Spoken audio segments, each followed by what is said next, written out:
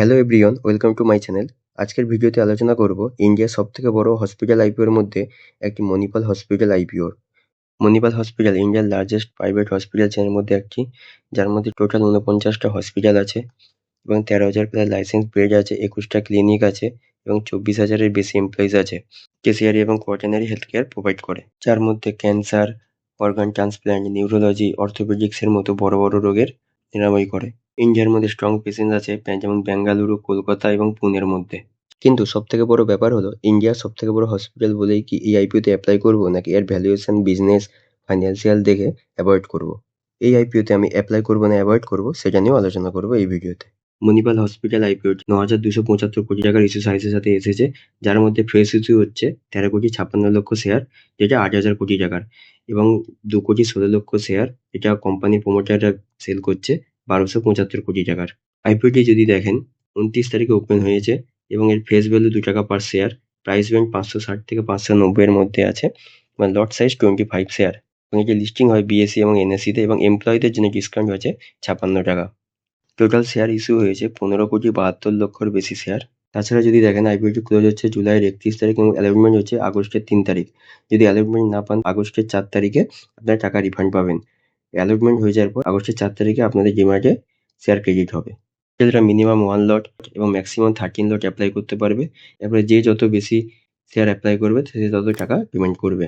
কোম্পানিটি যদি ফাইন্যান্সিয়াল দেখি, টোটাল অ্যাসেট ২০২৪-এ ১০,৮১৮ কোটি টাকা, ২০২৫-এও বেড়েছে, ২০২৬-এও বেড়েছে। টোটাল ইনকামও পার ইয়ার বাড়ছে। প্রফিট আফটার ট্যাক্স যদি দেখেন, প্রত্যেক ইয়ারে প্রফিট আফটার ট্যাক্সও বাড়ছে। ২০২৪-এ ৫৩৩ কোটি ছিল, ২০২৫-এ ১,০৮১, বাট ২০২৬-এ একটু কমেছে। এবিটা মার্জিন কন্টিনিউয়াসলি বাড়ছে, ২০২৪-এ ১৭৭৬, ২০২৫-এ ২২৪৭ কোটি এবং ২০২৬-এ ২৭৯৫ কোটি। নেটওয়ার্থ যদি দেখেন, নেটওয়ার্থ কন্টিনিউয়াসলি বাড়ছে পার ইয়ার। কোম্পানিটির প্রফিট এবং রেভিনিউয়ের সাথে কোম্পানিটির ধারও বাড়ছে, কন্টিনিউয়াসলি প্রত্যেক ইয়ারে বাড়ছে। ২০২৬-এ ২,৫৫৩ কোটি টাকা বেড়ে হয়েছে। এই কোম্পানি রিলেটেড কিছু শেয়ার এর আগে লিস্টেড হয়েছে, যেগুলির মধ্যে যদি দেখেন Gujarat kidney and super speciality limited, perfumery world limited, যেগুলো মেন বোর্ড ছিল, এবং হান্না জোসেফ হসপিটাল, এটা এসএমই ছিল, যার মধ্যে প্রত্যেকটি নেগেটিভে রিটার্ন দিয়েছে। তাই জন্য এই আইপিওটার জিএমপি কন্টিনিউয়াসলি কমছে এবং এর ডিমান্ডও কমছে।